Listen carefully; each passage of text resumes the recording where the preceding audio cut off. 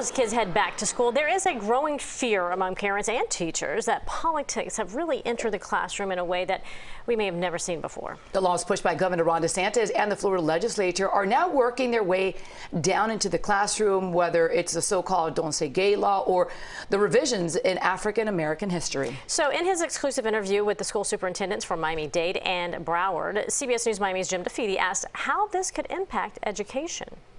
So we always understand as educators, and I've been doing this 29 years and on to my 30, it's what you let in is what makes it political. We try and stand and stay the line of these are the standards, this is what we're teaching, and this is what we're going to be teaching. The periphery, there is noise out there in the periphery, but as educators, we always have the ability to let in or not let in. And you know, educational institutions have always been a political hotspot over the history, so it's not nothing. It's not new. You don't think it's different now? You don't think that it's more intense right now? I don't hear people saying that in the classroom that they're teaching politics. I read the newspaper. I hear the news. No. Let me make sure I'm clear. I'm not suggesting that teachers are politicizing what's being taught in classrooms. I'm saying the politicians have now made what takes place inside the classroom the subject of political fights, and that does have an impact inside the teachers' heads. The question that I got more, or the question that more teachers have asked me to ask the two of you, consistently comes down to one thing. Will you be there and have their backs? We teach the standards, and we stick with the standards. And we make sure we protect teachers by letting them know that if you're staying with the standards and they're allowed, we will protect you at all costs. So we're not blind to it, we're not deaf to it, we know what you're saying, but at the end of the day, we also know that if teachers are fearing for that, they can come to us, they can come to their administrator and say, hey, I'm a little worried about this section, what do you think?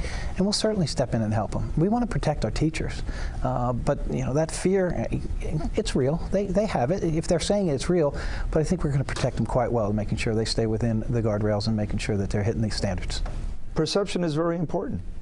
If that's what they're perceiving, that's what they're feeling. Absolutely. And we are dealing with some new state statutes that we have not been used to, right? So we have to adapt. We have to work with our teachers, make sure that they're supported, that they understand what the standards are. But absolutely, things are changing, right? And they are, and perception is reality. But we are here, school leaders are here in their schools to create a culture of support for teachers and make sure that they are very well aware of the guardrails or what the standards are.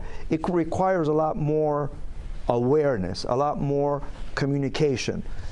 This concept of thought partners working things out together in order to always do what's right for kids and always end up making sure that our teachers, right, the incredible individuals that make a huge difference in the lives of children, are adequately trained, prepared, and advised so that they can teach what they're there to do. And they're not only teachers. I mean, these are individuals that also believe in the incredible potential that each child has.